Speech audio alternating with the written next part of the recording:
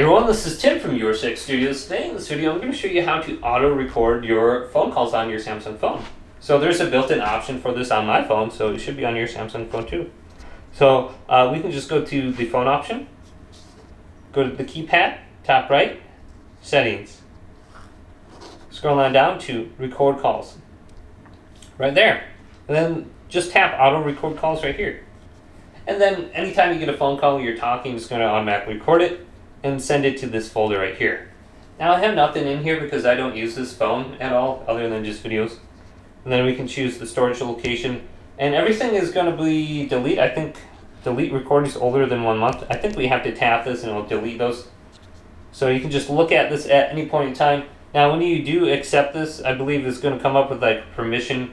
In some states, I think it is illegal to record a conversation without both parties' consent. In other states, you only need one party's consent. So if you're going to be doing this, just read that permission so you can kind of know and understand the laws. So if you're going to be using this for any kind of like legal thing, make sure you understand that. But hopefully this video did indeed help you out. Leave it a big thumbs up and subscribe to my channel down below.